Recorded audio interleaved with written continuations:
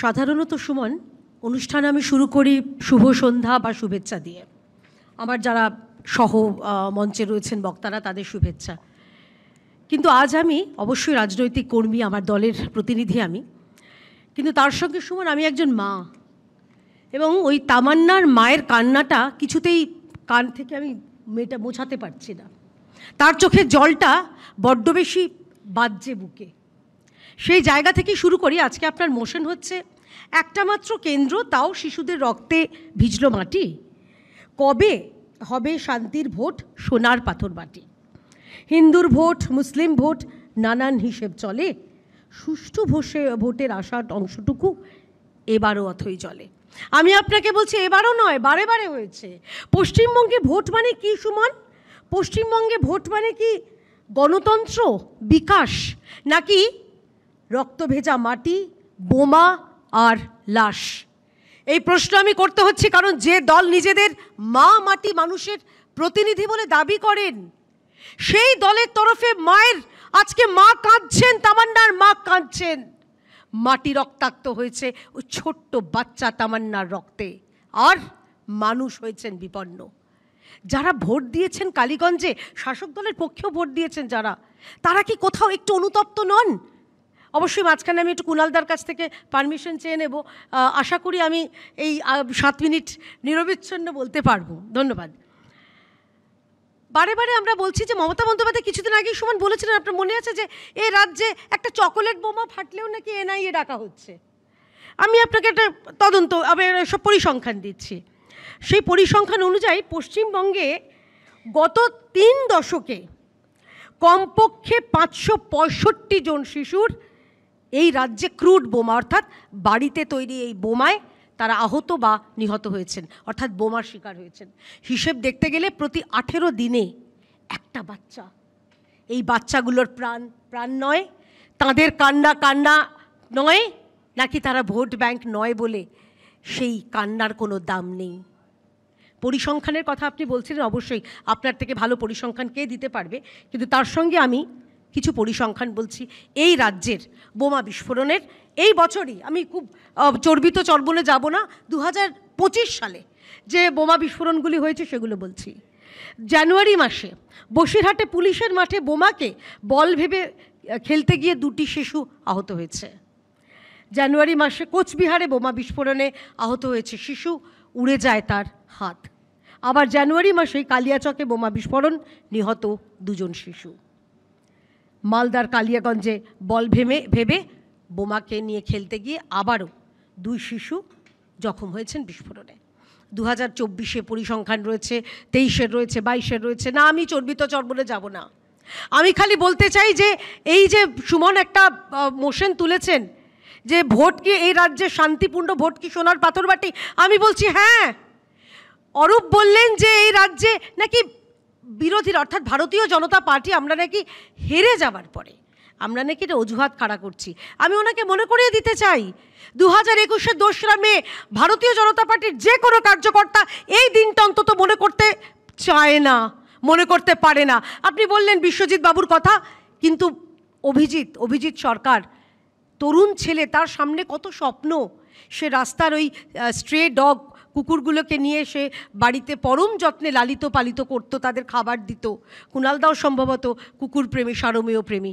তাদের কুকুরগুলোকে শুধুমাত্র দেয়ালে ছুঁড়ে ফের মেরে তাদের খুন করা হয়েছে, এবং তারপর অভিজিৎকে বাড়ি থেকে টেনে নিয়ে গিয়ে দিনে দুপুরে জনসমক্ষে তাকে পিটিয়ে হত্যা করা হয়েছে। যারা চলে যায় উত্তরপ্রদেশে, তারা আজকে কোথায় আমি জানতে চাই।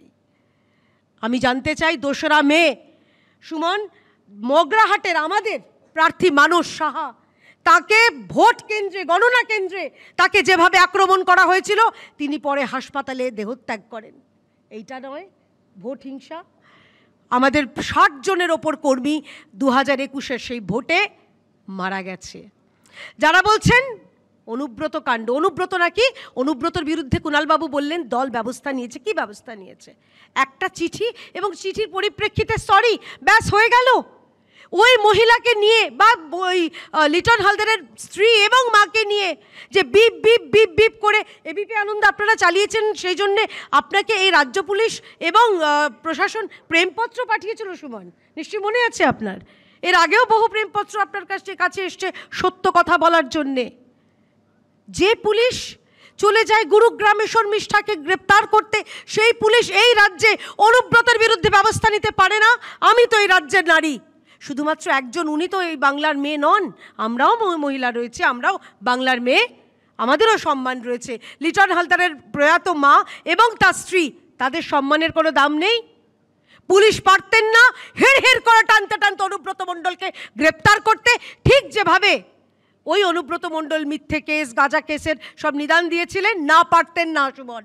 কারণ অনুব্রত মণ্ডল হচ্ছেন চড়াম চড়াম গুড় বাতাসার, রাস্তায় রাস্তায় উন্নয়নের এই যে থিওরি, তার আবিষ্কারক। এইরকম একজন বৈজ্ঞানিক যিনি এরকম সব থিওরি আবিষ্কার করেছিলেন, চমৎকার থিওরি, তাকে কিভাবে গ্রেপ্তার করতে পারবে তৃণমূল সরকার এবং তৃণমূল পুলিশ? পুলিশের কাজ হচ্ছে, কিছু কিছু জায়গায় দেখা যাচ্ছে তারা তৃণমূলের কাডার থেকেও, অরূপ বা কুণাল থেকেও তারা অতি সক্রিয়। তাদেরকে আপনারা পার্টিতে নিয়ে নিন। আমি আপনাকে উদাহরণস্বরূপ তপন কাণ্ডুর মামলাটা বলছি। তপন কাণ্ডু ঝালদা থানার ওসি ফোন করে ধমকে দিয়ে বলছেন যোগদান কর। তপন কাণ্ডু তারপরে মারা গেলেন, কিভাবে মারা গেলেন সেটা নিয়ে তদন্ত চলছে। আমি হালফিলের ঘটনা বলছি, সন্দেশখালিতে সেখানে মাম্পি দাস ওসি তাকে ফোন করে বলছেন, না তোমাকে ভারতীয় জনতা পার্টি ছেড়ে তোমাকে তৃণমূল কংগ্রেস যোগদান করতে হবে, না করলে তোমার কপালে শনি নাচছে। শনি, রবি, সোম, মঙ্গল আমি জানি না, কিন্তু মৃত্যু যে অনিবার্য বা তার যে জেল অনিবার্য, এই কথাটা আমি বলতেই পারি। আমরা বহু তথ্য দিচ্ছি, আমরা বহু কথা বলছি যে এই রাজ্যে কিভাবে গণতন্ত্র চলে। গণতন্ত্র কিভাবে চলে জানেন তো? এই রাজ্যে আপনি যদি শাসক বিরোধী একটা পোস্ট করেন, আপনি যদি শাসকের পছন্দ হয় না, পুলিশের এখন এগুলো কাজ, সোশ্যাল মিডিয়া দেখে দেখে খুঁজে খুঁজে তাকে চিঠি দেওয়া, কতগুলো ফেসবুকের পোস্ট যেখানে আমরা দেখছি যে থানা পুড়িয়ে দেওয়া হচ্ছে, সেগুলো দেওয়া যাবে না। পুলিশের কাজ যোগ্য চাকরিহারাদের, তাদের পিঠে লাঠি ভাঙা। এই লাঠিটা যদি অনুব্রতর পিঠে ভাঙতো ভালো লাগতো, বাংলার মেয়ে হিসেবে ভালো লাগতো। কেন মমতা বন্দ্যোপাধ্যায় আজকে চুপ রয়েছেন? তার সাধের কেষ্টা বলে? আর যারা বলছে ভারতীয় জনতা পার্টি হিন্দু মুসলমান করেন, তাদের জন্য বলতে চাই, তৃণমূল কংগ্রেস সুমন ওবিসি তালিকার আড়ালে তারা তাদের প্রিয় দুধেল গাই সম্প্রদায়কে বসিয়ে রেখেছেন। আমি এখানে ইয়াইয়া সাহেব রয়েছেন, আমি তাকে বলতে চাই, আপনারা নিঃসন্দেহে আপনারা রাজনীতি করতেই পারেন, প্রত্যেকটা মানুষের রাজনৈতিক একটা মতভেদ থাকতেই পারে, মতবাদও থাকতে পারে, কিন্তু এ সত্ত্বেও মনে রাখবেন এই রাজ্যে মুসলমানরা শুধুমাত্র মমতা বন্দ্যোপাধ্যায়ের কাছে ভোট ব্যাংক, এছাড়া আর কিছুই নন। আপনারা ভোট শেষ হয়ে গেলে আপনাদের কোনো গুরুত্ব নেই। পঞ্চায়েত ভোট মনে করে দেখুন, 2023-এর পঞ্চায়েত ভোট, একদিনে 11 জন মানুষ তাদের মৃত্যু হয়েছে, এবং সেখানে অদ্ভুতভাবে তৃণমূল কংগ্রেসেরই সিংহভাগ। যে সরকার নিজের দলের ক্যাডারদের পর্যন্ত নিরাপত্তা দিতে পারে না, ভাবতে পারছেন বিরোধীদের কি অবস্থা হয়? যে সরকার নিজের দলের যারা একটু বেসুরো তাদের প্রতিও কি ব্যবহার করেন বা ব্যবস্থা করেন, সেটা আমরা দেখেছি। এই যুক্তিতক্ক অনুষ্ঠান অনেকবার এসছেন সুমন, ডক্টর শান্তনু সেন, তাঁর কি অবস্থা হয়েছে আমরা দেখেছি এই রাজ্যে বিভিন্ন সময় বিভিন্নভাবে কিভাবে বিরোধীদের তাদের আওয়াজ আটকে দেওয়া হয়েছে একটাই কথা বলে, না আপনারা তো এই রাজ্যে ভোটে আসতে পারেননি, ক্ষমতায় না আসতে পারেনি। ঠিক সেরকমভাবে আপনারাও তো গেছিলেন খুব সুন্দরভাবে গোয়া, মেঘালয়, ত্রিপুরাতে। আপনাদের অসাধারণ ফলাফলের জন্য আমি আপনাদের শুভনন্দন জানাবো। কি এই রাজ্যে এই যে ভোট, সত্যি আক্ষরিক অর্থে সোনার পাথরবাটি, কারণ ভোটের আগে ভয় দেখানো হয়, ভোটের দিনে ভয় দেখানো হয়, এবং ভোট পরবর্তী হিংসা। আমি সত্যি আবার বলছি, ভারতীয় জনতা পার্টির একজন কার্যকর্তা হিসেবে, একজন সামান্য ছাত্রী হিসেবে রাজনীতির, এইটা পরবর্তীকালে লেখা হবে যে কিভাবে একটা রাজনৈতিক দল শুধু এবং শুধুমাত্র ভোটে টিকে থাকতে হলে, ক্ষমতায় টিকে থাকতে গেলে তারা কিভাবে সন্ত্রাসকে তারা হাতিয়ার করে, এবং তাদের সঙ্গে থাকেন তাদের পুলিশ, যে পুলিশের কাজ সোশ্যাল মিডিয়া দেখা, যে পুলিশের কাজ বিরোধীদের আওয়াজ কমিয়ে দেওয়া, এবং অদ্ভুতভাবে কিছু নতুন তত্ত্ব খাড়া করা, তত্ত্ব এবং তথ্য খাড়া করা। সুমন, আজকে আমরা শুনছি যিনি এসপি তিনি বলছেন স্প্লিন্টার তত্ত্ব। তামান্নার মা বলেছেন মানি না, সিবিআই লাগবে আমাদের, কারণ এই তত্ত্ব যতদিন পর্যন্ত সিবিআই না আসবে বা উচ্চ পর্যায়ে তদন্ত না হবে এই তত্ত্ব মানি না।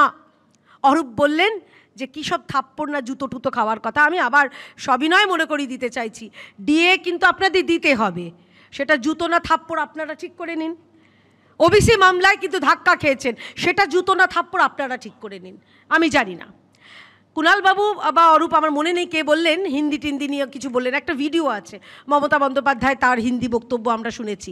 এই হালফিলে ঈদের দিনে যারা এই মঞ্চে দাঁড়িয়ে, মমতা বন্দ্যোপাধ্যায় ঈদের মঞ্চে দাঁড়িয়ে হিন্দিতে ভাষণ দিয়েছেন, কেন তখন কোথায় গেছিলেন এই বাংলার অস্মিতা? অরূপ আপনার কোথায় গেছিল কুণালবাবু আপনার বাংলার অস্মিতা? আমিও তো বাংলার মেয়ে, অবশ্যই সব রকম ভাষা বলবো, সব রকম ইনক্লুসিভ আমরা হব। আজকেও মমতা বন্দ্যোপাধ্যায় বলেছেন যে অন্য রাজ্যে তাদের বাঙালিদের নাকি অত্যাচার করা হচ্ছে, আমিও নিন্দা জানাচ্ছি যদি এটা সত্যি প্রমাণিত হয়। কিন্তু এটাও সত্যি সুমন, এই রাজ্যে আমরা গতকালই একটা ভিডিও দেখেছি, ওই তৃণমূলের যারা কি পক্ষ, এ পক্ষ ও পক্ষ আমি জানি না কি পক্ষ, তারা একজন ওই হিন্দিভাষী একজন ওই বাড়িতে ডেলিভারি করেন ওই জিনিসপত্র, তাকে ধমকাচ্ছেন, চমকাচ্ছেন।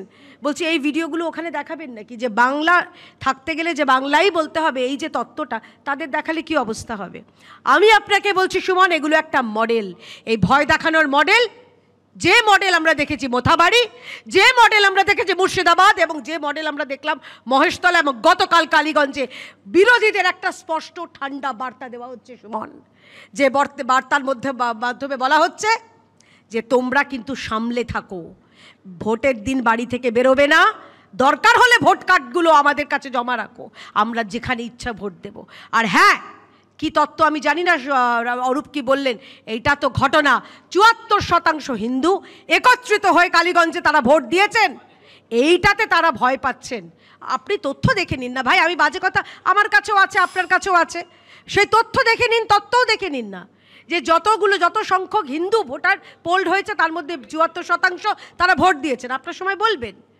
এইটা দেখে ভয় পাচ্ছে তৃণমূল। মমতা বন্দ্যোপাধ্যায় তারা বারে বারেই ভেবেছেন যে শুধুমাত্র দুধেল গায়ের ভোট আমার ঝুলিতে আসবে, আর কারোর কাছে যাব না। পরিশেষে আমি 30 সেকেন্ড নেব। আমাদের এখানে বাম আমার সহকর্মী, রাজনৈতিক সহকর্মী, ছোট বোনের মতো দীপশিতা রয়েছেন, তিনি বললেন আহা 2011-র আগে আমার মনে হলো যেন পশ্চিমবঙ্গে রামরাজ্য চলতো সুমন। তাও যদি না আমরা মরিচঝাপি, সাইবাড়ি, ধানতলা, বানতলা, আনন্দমার্গীর হত্যা, নন্দীগ্রাম নেতাই না শুনতাম, না জানতাম। এই রাজ্যে কি কি হয়েছে, বামেরা কি কি অত্যাচার করেছেন, এবং আপনি ত্রিপুরার কথা বলেছেন, উল্টো দিকটাও বলুন, যখন ভারতীয় জনতা পার্টি বিরোধীতে ছিলেন, আমাদের আরএসএস, আমাদের একজন স্বয়ংসেবক, তাকে কিভাবে খুন করা হয়েছিল, তাকে গায়েব করে দেওয়া হয়েছিল, কি অত্যাচার চালিয়েছে বামেরা, এটা না বললে বোধহয় শেষ হবে না।